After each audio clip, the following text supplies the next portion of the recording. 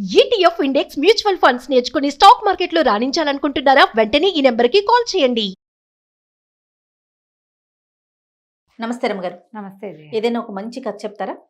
చాలా తెలివైన వాడి కథ ఒకటి చెప్తాం. ఇవాళ రేపు తెలివైన వాళ్ళంటే ఎవరు చేయ జనరల్గా అసలు నీ ఐడియా? నా ఐడియా ఏంటంటే ఎవరితోనూ ఇష్యూ లేకుండా తన పని తను కామ్గా చేసుకుంటూ పోతూ గొడవలు గోలలు ఇలాంటివి లేకుండా అదే తన లైఫ్ ఒక సెటిల్మెంట్ ఉండేలాగా అని నేను అనుకుంటానండి. పాలిష్డ్గా చెప్తున్నా. నాకు తెలిసిన లాంగ్వేజ్ అంటే రమ్మగారు తెలివిగా తెలివి. నువ్వు తెలివిగా చెప్తున్నావు. తెలివి అంటే ఎంతటి వాడినైనా బోల్తా కొట్టించేయటం తెలివి.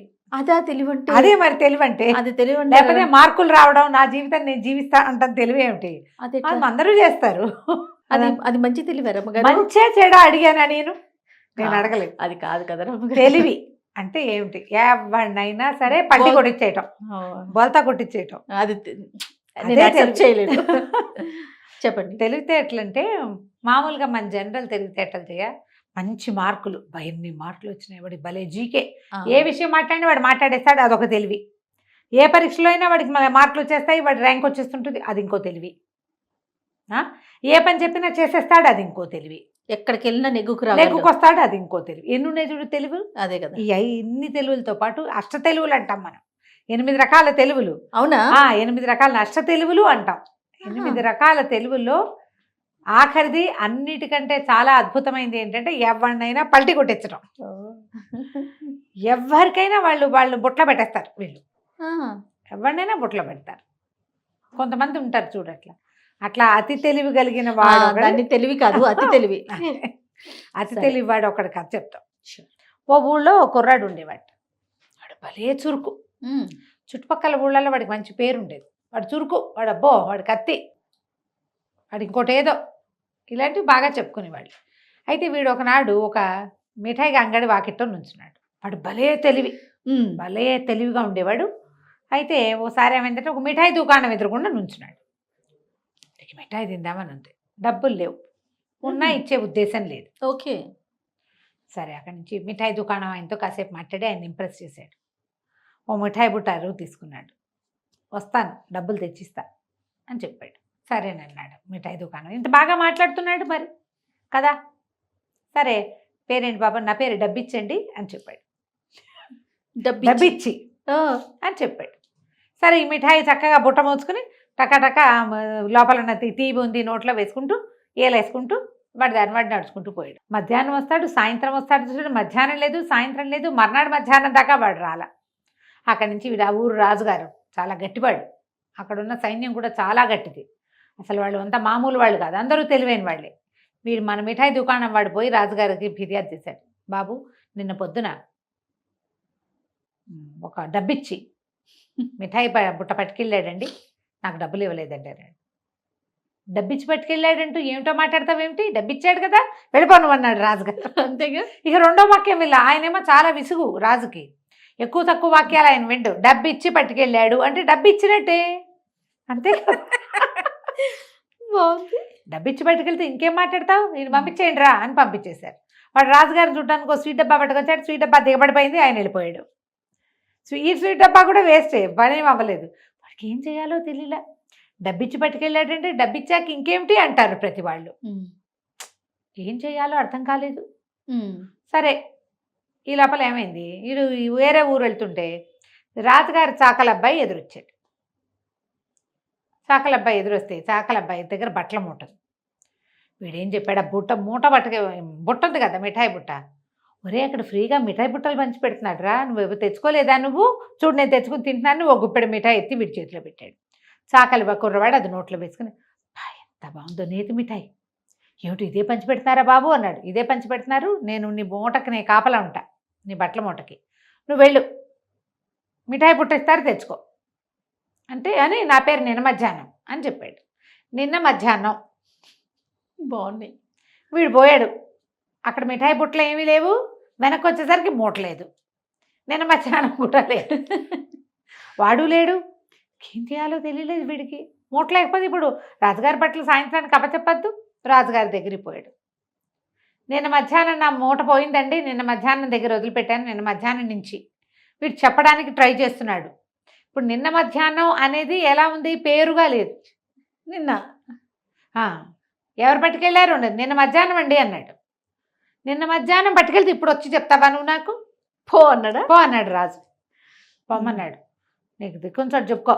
నిన్న మధ్యాహ్నం పోతే ఇవాళ వాడు అది కాదండి, వాడి పేరండి, వాడి పేరు లేదు గీడి పేరు లేదు, ఈయనకి అంత వినే విసుగులే ఓపిక లేదు అదే ఆయన. కదా. ఆయనకి అసలే పుట్టెడు విసుగు.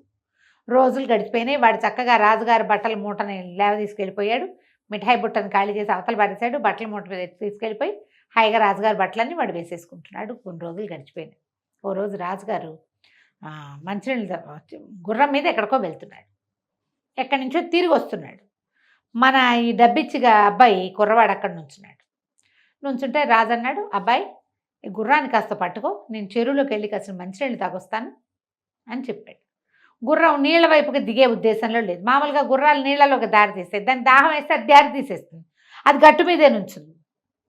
ఈయన ఏం చేశాడు, కుర్రాడికి ఇచ్చి దిగబోతూ నీ పేరేమిటో అన్నాడు. నా పేరు గుర్రాలవాడండి అని చెప్పాడు. గుర్రాలవాడు అని చెప్పి రాజుగారు లోపలికి వెళ్ళి చెరువులో దిగి కాస్త కాళ్ళు కడుక్కుని కాస్త నీళ్ళతో మొహం మీద చల్లుకొని ఓ దోసెడు తాగి వెనక్కి తిరిగి చూస్తే గుర్రాలవాడు లేదు, గుర్రము లేదు. వాడు లేడు, గుర్రము లేదు. ఈయన ఆదరా బాదరా చెరువు గట్టు మీదకి ఎక్కాడు. ఎక్కడ ఏమీ కనపడవాడు. ఆ గుర్రం వేసుకుని లగెత్తుకుని వెళ్ళిపోయాడు. ఇక రాజుగారు కాళ్ళు ఈడ్చుకుంటూ వచ్చాడు. అక్కడ ఏ ఊరి దగ్గర ఈయన ఆగాడో అక్కడ ఉన్న తహసీల్దార్ని గాకేస్తే వాడు ఇంకొక గుర్రాన్ని ఇచ్చి పంపించాడు. అక్కడి నుంచి రాజుగారు ఊళ్ళోకి వెళ్ళాక మంత్రి పిలిచేపాడు, గుర్రాలవాడు నా గుర్రాన్ని పట్టుకుపోయాడు అని చెప్తే, గుర్రాలవాడు పట్టుకెళ్తే ఇంకా పెద్ద ప్రశ్న ఏముందండి అందులో అంటాడు మంత్రి. గుర్రాలవాళ్లే కదా గుర్రాలు పట్టుకెళ్ళేది ఎవరు? అంతే, గుర్రాలవాడు. పట్టుకెళ్ళింది ఎవడు? గుర్రాలవాడే. సరిపోయింది. ఇంకేం గుర్రానే పట్టుకుపోయాడు. ఇంకా రాజుగారికి ఏం చెప్పాలో తెలియలా. తనేం చేశాడు, ఇంతకుముందు ఇలాంటివి రెండేవో జరిగినాయి. అప్పుడేమో తను వాళ్ళ మాట వినలే, తన మాట ఎవరు వింటలే. వీడు చక్కగా ఈ గుర్రం వేసుకుని అటు ఇటు తిరుగుతూ వెళ్తుంటే ఒక చోట ఏమైంది, ఒక ముసలి మా అమ్మ ఒక మనవరాలు కనపడ్డారు. మనవరాలు ఒక 15-16 ఏళ్ళది, చక్కగా ఓణి అది వేసుకుని చిలకల్లే ఉంది, వాల్ జడేసుకుని ఏరు దాటుతుంటే మామ ఏరు దాటించమన్నావా అన్నాడు. బాబాబు దాటించిన అయినా చచ్చిపోతున్నా, ఏట్లో కాళ్ళు తీస్తే కాలు పెట్టలేకపోతున్నాను అని చెప్పేసి మా పిల్లని కూడా దాటించు బాబు అని. అలాగే అని పిల్లని లేవ తీసుకుని ఎక్కించుకున్నాడు. నా పేరు దాని మొగుడు అని చెప్పాడు. గుర్రం మీద ఎక్కించుకున్నాడు. గుర్రం దాటాక ఏరు దాటాక ముసలిమామ ఇంకా ఏటు కట్టుని కూర్చుంది, వస్తాడు అనుకుంటుంది. మన 2 అడుగులు వేసింది నీళ్ళల్లోకి, మన వల్ల కాదనుకున్నారు. కుర్రాడు కనిపించాడు, పిల్లని ఎక్కించింది. ముందు పిల్లని దింపాలి, అందుకని పిల్లని ఎక్కించింది. వీడు పిల్లని వేసుకుని లాగే వెళ్ళిపోయాడు. ఇక దాన్ని తీసుకుపోయి పెళ్లి చేసేసుకున్నాడు వాడు. ఈ ముసలిమామ ఓ పూటంతా చూసింది, గుర్రం లేదు, మనవరాలు లేదు. అక్కడి నుంచి లబో దిబోమని ఏడ్చింది. దాని మొగుడు దాన్ని లేవ తీసుకుపోయాడో అని ఏడ్చింది. అందరూ రాజుగారి దగ్గర మూసిపోయారు ముసలమ్మని. నా మనవరాలను ఎవడో తీసుకుపోయాడండి. ఎవరు తీసుకుపోయారు అన్నాడు. దాని మొగుడు అండి. దాని మొగుడు దాన్ని తీసుకెళ్తే నువ్వు వచ్చి నాకు చెప్తావేమిటి? దాని మొగుడు కాకపోతే ఎవడు తీసుకెళ్తాడు? వేరే దాని మొగుడు తీసుకెళ్తే బాధపడాలి. ఇంటికి వెళ్ళిపో అన్నాడు రాజు. ఏం చేస్తుంది ముసలమ్మ? ఎంత చెప్పినా రాజుకు ఎక్కల, మాట్లాడకుండా ఊరుకుంది. పోనీలే ఎవరో ఒకళ్ళ పిల్లని తీసుకుపోయారు. అది తీసుకుపోయి చక్కగా వాడు రాజుగారి బట్టల్లో ఉన్నవాడు హ్యాపీగా ఏదో వేరే ఊళ్ళో పెళ్లి చేసుకుని ఇవే తెలివితేటలతోటి లాంగ్ లివింగ్ అనమాట. వాడు ఎంతకాలమో ఉన్నాడు. ఎవరో ఒకళ్ళని ఏదో రకంగా టోపీలు పెట్టుకుంటూనే జీవిస్తూ వచ్చాడు వాడు. కథ కంచికి మనం ఇంటికి. బాగుంది, మంచి సరదా కథ. ఈ తెలివితేటలు ఎంతమంది చూపిస్తున్నారు జయ ఇప్పటికీ. అవును, ఇలాంటి పిచ్చి సరదా మాటలు కాకుండా నువ్వు 1000 ఇస్తే మేము నీకు 2000 ఇస్తాం, కరెక్ట్ రమ్మగారు, మీరు ఇదంతా కడితే నిన్ను నమ్మిస్తారు, నీతో మాట్లాడతారు, బాగా పెద్ద ఆఫీసు ఎస్టాబ్లిష్మెంట్ పెడతారు. మనం ఏం చేస్తాం, మనం నమ్మి మనలాంటి 5-6 మనమే చేరుస్తాం. పైగా ఇది ఒక చైన్ సిస్టమ్.